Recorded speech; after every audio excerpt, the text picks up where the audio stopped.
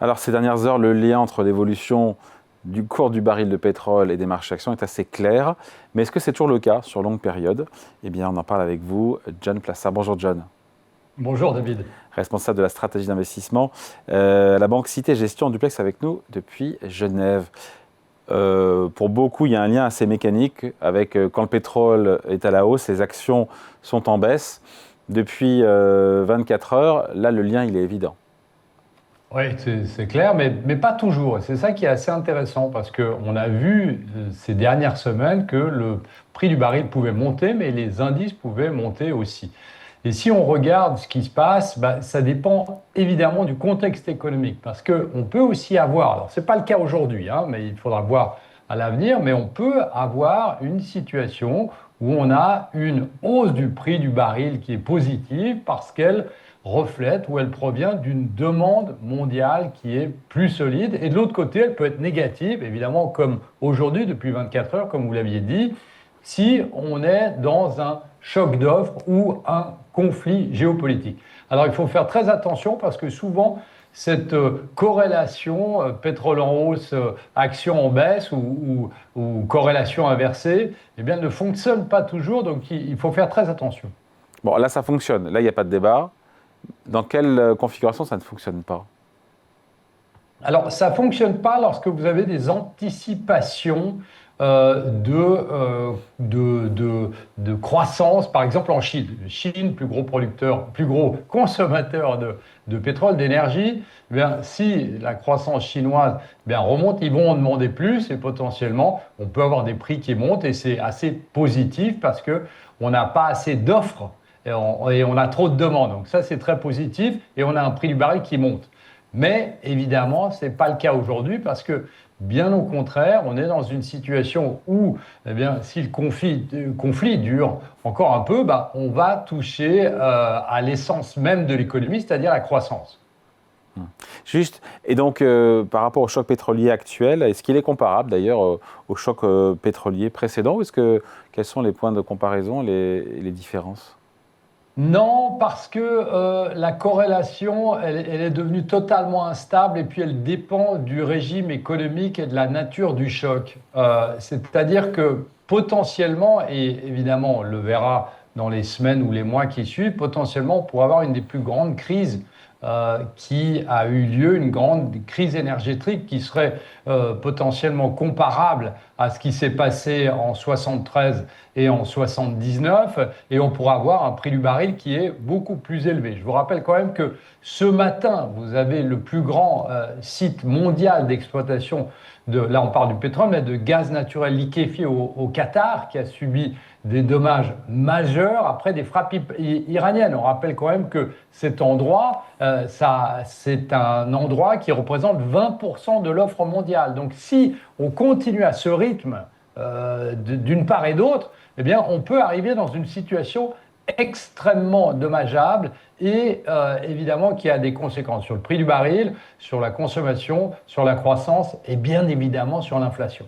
Jusqu'où le pétrole, John, va influencer les banques centrales et donc indirectement les valorisations boursières via les taux d'intérêt? Je dirais que les banques centrales, elles sont vraiment au cœur du sujet.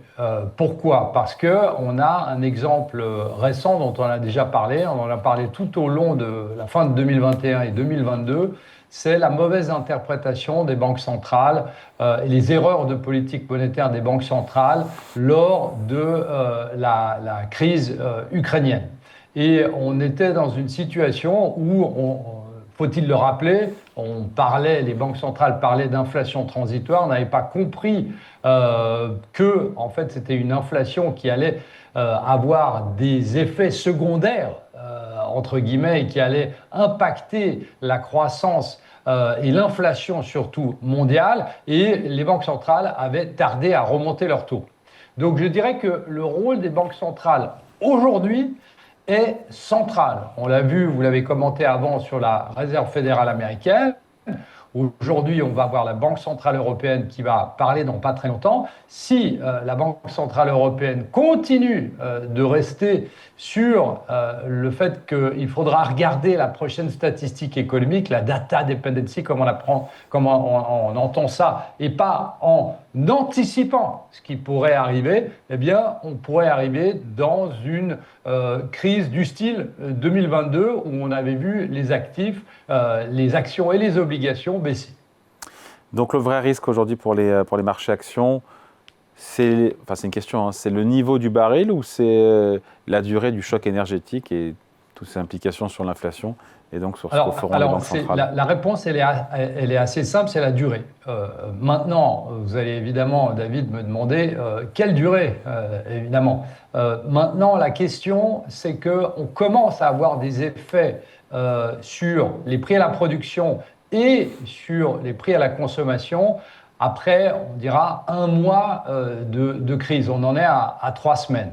Donc on estime, alors il faut faire attention avec ces chiffres, hein, mais on estime qu'après 1 mois, c'est-à-dire dans 10 jours, allez, dans 1 semaine et demie, eh bien, on est dans une situation où on va avoir des impacts sur les chiffres économiques et sur ce qu'on a dans les supermarchés et ce qu'on a, et on l'a déjà vu, hein, les prix à la pompe, évidemment, impactent absolument tout le monde.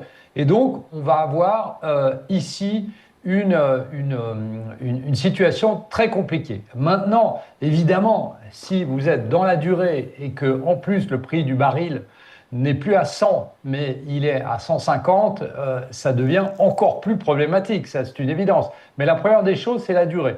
Et surtout rappeler une chose, parce qu'on oublie tout le temps, on dit depuis le début de la crise, le pétrole a monté de 40%. Il ne faut pas oublier qu'au début de l'année, on était en dessous des $60 le baril. Donc on est aujourd'hui dans une situation où on a progressé beaucoup plus que ces 40% dont on nous parle tout le temps. Bon voilà, donc à ceux qui disent qu'il y a un lien évident et mécanique entre l'évolution du cours du pétrole, quand le pétrole monte, les marchés boursiers baissent, c'est globalement vrai en ce moment, mais ça ne l'est pas tout le temps, c'est ça le message?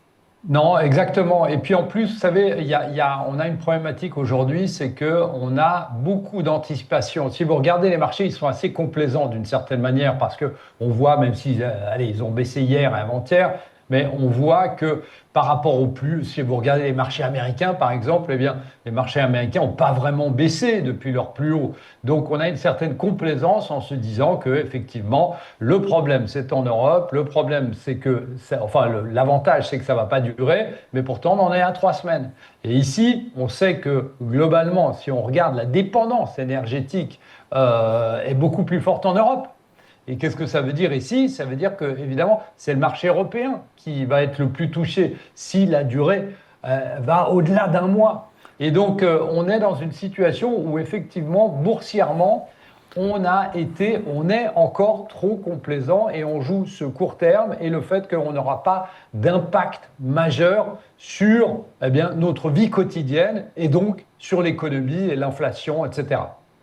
Allez, merci beaucoup. Explication signée John Plassard pour la Banque Cité Gestion, Duplex avec nous depuis Genève. Merci John, à bientôt. Merci David. Ciao.